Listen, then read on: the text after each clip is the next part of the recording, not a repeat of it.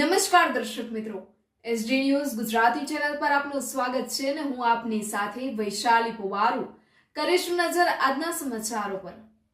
Talod Harsol road પર આવેલ બિલેશ્વર મહાદેવ મંદિર ખાતે મહાશિવરાત્રીના પાવન પર્વ નિમિત્તે લોકમેળાનું સુંદર આયોજન કરવામાં આવ્યું। તલોદથી 3 કિલોમીટરના અંતરે અતિ પ્રાચીન 500 વર્ષ પુરાણો પૌરાણિક સ્વયંભૂ બિલેશ્વર મહાદેવનું મંદિર આવેલું છે।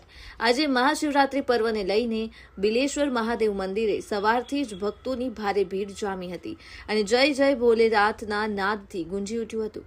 ભક્તોએ દૂધ, બીલીપત્ર અને ફૂલહારથી અભિષેક કરી પૂજા અર્ચના કરી ધન્યતા અનુભવી હતી। આ મંદિર ખાતે લોકવાયકા મુજબ 500 વર્ષ પહેલા આ જગ્યાએ બીલીના ઝાડનું મોટું જંગલ હતું અને આ જંગલમાં આસપાસના ગોવાળિયાઓ ગાયો ચરાવવા અહીં આવતા હતા। જ્યારે ગાયો ચરાવી ગોવાળિયાઓ પોતાના ઘરે પરત થતા હતા ત્યારે તેમાંની એક ગાયના આંચળમાંથી દૂધ ન આવતા ગોવાળિયાને શંકા ગઈ હતી કે આ ગાય દૂધ કેમ નથી આપતી। ત્યારે તે ગાય ઉપર તપાસ રાખવામાં આવી ત્યારે ખબર પડી કે આ ગાય એક જ જગ્યાએ ઊભી રહી દૂધની ધાર જમીન ઉપર એના મેળે આપતી હતી અને આ જોઈ ગોવાળિયાઓ ચકિત થઈ ગયા અને બધાને વાત કરી અને તે જગ્યાએ જમીન ઉપર ખોદકામ કરવામાં આવ્યું ત્યારે અંદરથી સ્વયંભૂ શિવલિંગ નીકળ્યું હતું। ત્યારથી આ જગ્યાએ બીલીના ઝાડ પરની બિલેશ્વર મહાદેવનું નામ પાડવામાં આવ્યું હતું। આ બિલેશ્વર મહાદેવ મંદિર ખાતે મહાશિવરાત્રી પાવન પર્વ પર લોકમેળાનું સુંદર આયોજન કરવામાં આવે છે। અહીં આસપાસથી મોટી સંખ્યામાં વેપારીઓ પોતાના વેપાર અર્થે આવે છે અને મેળો ખૂબ જામતો હોય છે। અહીંયા નાના બાળકોથી માંડી યુવાનો, વડીલો દર્શન કરી અને મેળાની મજા માણતા હોય છે।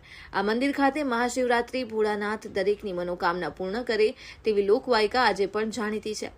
બિલેશ્વર મહાદેવ મંદિરના પટાંગણમાં નવીન ભોજનાલય બની રહ્યું છે, જેમાં ટ્રસ્ટી શ્રી રસિકભાઈ પટેલ અને ઘનશ્યામભાઈ સોનીના અથાગ પ્રયત્ન કરીને આ સ્થળ એક પિકનિક પ્લેસ બની રહે તેવી પણ ટ્રસ્ટીઓ તરફથી જાણવા મળેલ છે।